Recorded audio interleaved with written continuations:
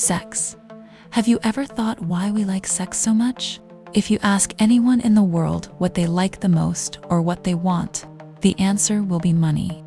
But if a girl offers him sex, he melts instantly and is even ready to spend all his savings for it. Today, after asking many people, I understood the psychology of why people like sex so much that they can't control it. Sometimes you notice this. You can see very beautiful girls, but you feel nothing.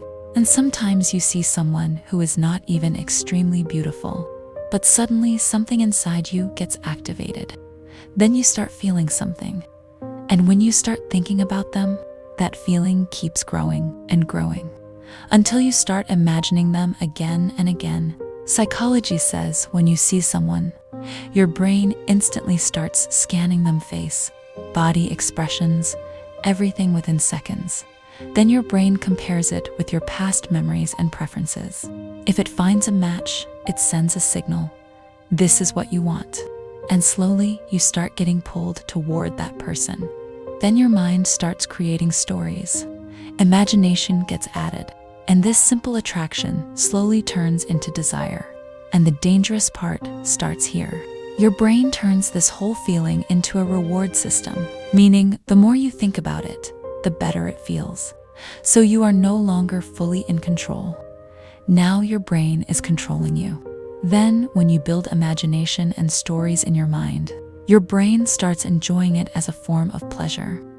That person starts feeling special to you. At this stage, attraction is no longer simple. It becomes strong desire. Now you don't just want to see them, you want to make it real. Even thinking about them starts giving you pleasure. You start overthinking again and again, and you can't even understand why this is happening. You ask yourself, why am I thinking so much? What is wrong with me?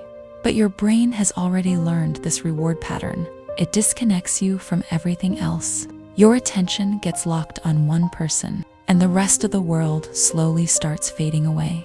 At this point, all your attraction, focus, and thoughts are only on one person. Have you ever noticed? Once attraction and desire get strong, your body starts reacting before you even realize it. It's no longer just in your mind. Now it's in your body. Your heart rate goes up, your breathing changes, and your focus becomes very narrow. Everything else starts fading, and only that one person stays in your mind. At this stage, your brain shifts from thinking mode to reaction mode. Hormones get active, dopamine is already high, and now a rush of emotional energy joins in. That's why things start feeling intense, exciting, and hard to control. Logic becomes weaker, and emotions start leading everything. You know something doesn't make sense, but still you feel pulled toward it. Your mind creates tunnel vision. You stop noticing everything around you, and your attention keeps locking on one thought. This is the point where control feels weaker, and instinct starts taking over. At this stage, your emotions become stronger than your thoughts. You don't just think about them, you start feeling connected to them. Your brain releases oxytocin, the bonding chemical, which makes you feel close and emotionally attached. Now even small things about that person start feeling meaningful. You start caring more, thinking more, and imagining a deeper connection without even realizing it. This is where reality and imagination start mixing. Your mind creates emotional stories, and that person becomes the center of your thoughts. The dangerous part is you start feeling that this connection is real and important, even if it's only built in your mind. At this point, control is even weaker because now it's not just desire, it's emotional attachment. At the end of the day, this whole process is not magic and not something out of your control in a supernatural way. It's just your brain doing what it is designed to do. Attraction starts from a small signal.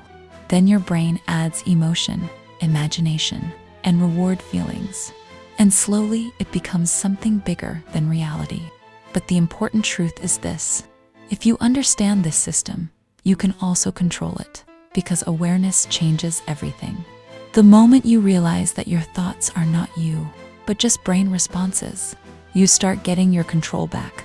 You don't stop feeling, but you stop being controlled by feelings. And that's the real power. Not removing desire, but understanding it.